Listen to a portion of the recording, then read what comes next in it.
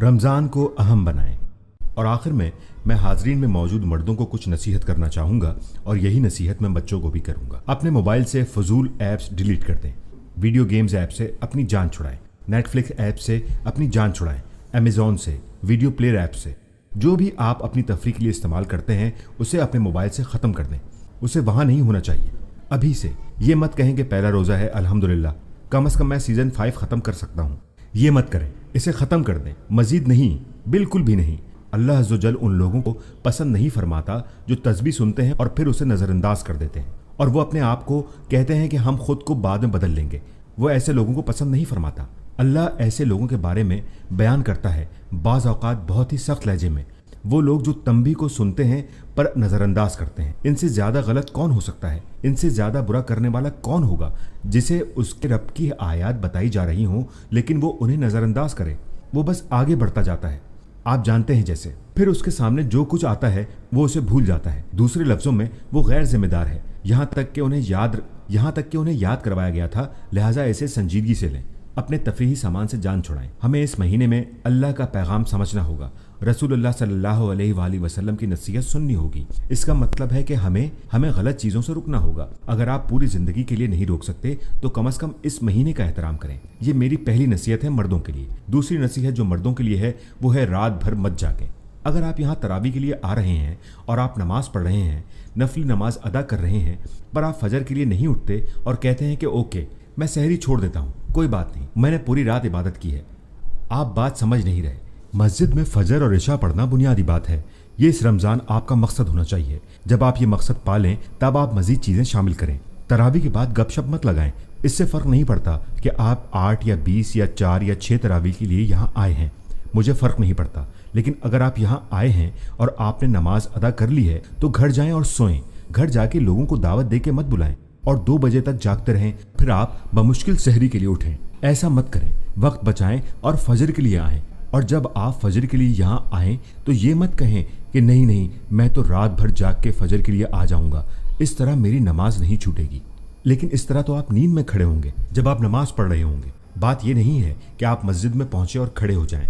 बात यह है कि अल्लाह के साथ खुशू से मिलें, रात को पूरी नींद लें और वक्त पर यहाँ नमाज के लिए पहुँचें और फजर से मुस्तफ़ीद हों।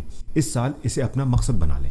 जब अल्लाह फरमाता है तुम्हें यह पूरा करना चाहिए। जो मर्द हजरात मेरी बात सुन रहे हैं और उनके बेटे जो 12 साल या उससे ज़ायद उम्र के हैं तो उन्हें तो ख़ास तौर पर फजर के लिए और इशा के लिए मस्जिद में आना चाहिए। वो उन्हें अपने साथ लाएं। इस रमज़ान का यह मकसद होना चाहिए। आपको इस रमज़ान को अहम बनाना है। कुछ लोग करीब से आते हैं, कुछ लोग दूसरी मस्जिद जाते हैं। जो भी मस्जिद आपके करीब है फजर और इशा। क्यों? क्योंकि रसूलुल्लाह सल्लल्लाहु अलैहि वसल्लम ने फरमाया कि अगर कोई फजर और इशा की नमाज जमात के साथ अदा करता है तो ये ऐसा है कि उसने रात भर इबादत की। तो हम क्यों रमज़ान के महीने में पूरी रात इबादत के सवाब से महरूम रहें? और क्या आप सोच सकते हैं कि लैलतुल क़द्र भी इसी महीने में आती है? लिहाजा अगर लैलतुल क़द्र को हासिल नहीं भी कर पाते तब भी आप इसे पा लेते हैं, क्योंकि रसूलुल्लाह सल्लल्लाहु अलैहि वसल्लम ने फरमाया, क्योंकि आपने फजर और इशा मस्जिद में अदा किए, आप ये मौका क्यों गंवाएंगे? लिहाजा इस बात को समझें, यह हम सब के लिए ख़ास महीना है। आएँ अपने आप को तब्दील करते हैं, इसे बहुत ख़ास बनाते हैं अपने ख़ानदान और अपने लिए। इसे ख़ास मौका बनाते हैं, रमज़ान का ख्याल करते हैं। अल्लाह फरमाता है और वो बार बार फरमाता है, लिहाजा अल्लाह की अज़मत का ऐलान करो कि जिस तरह उसने तुम्हें हिदायत दी है। कैसे उसने तुम्हें हिदायत दी है?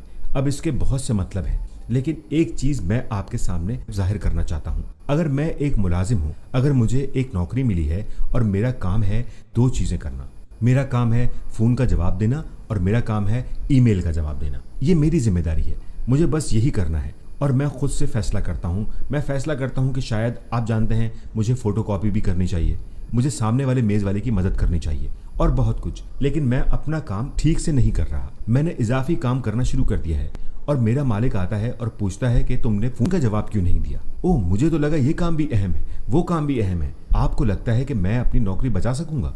नहीं, मुझे एक ख़ास मकसद के लिए रखा गया था। ये मैं तय नहीं करता कि मेरी तरजीहात क्या हैं, वो पहले ही मालिक मुझे बता चुका है। मेरा मालिक मुझे कहता है कि ये सबसे ज़्यादा अहम है। जिसे भी वो अहम कहता है वो अहम है, जिसे भी वो गैर अहम कहता है वो गैर अहम है। वो फैसला करता है, मैं फैसला नहीं करता। मैं ये क्यों कह रहा हूँ कि हमने अल्लाह की अज़मत का ऐलान किया है, اللہ عظیم ہے اور اللہ ترجیحات بناتا ہے جیسے وہ ہمیں ہدایت دینا چاہتا ہے۔ آپ اور میں ہماری ترجیحات کا فیصلہ نہیں کر سکتے۔ کچھ لوگوں کے لیے رمضان میں بس ایک ہی ترجیح ہوتی ہے، صرف ایک ہی ترجیح، ابھی روزہ رکھنا ہے۔ بعض اوقات ایک ہی ترجیح ہوتی ہے، میل ملاپ، کہ آج افطار پہ کس کے ہاں جانا ہے۔ صرف ایک ترجیح ہوتی ہے۔ ترجیحات کا فیصلہ کون کرتا ہے؟ کون سی چیز اس مہینے کو اہم بناتی ہے؟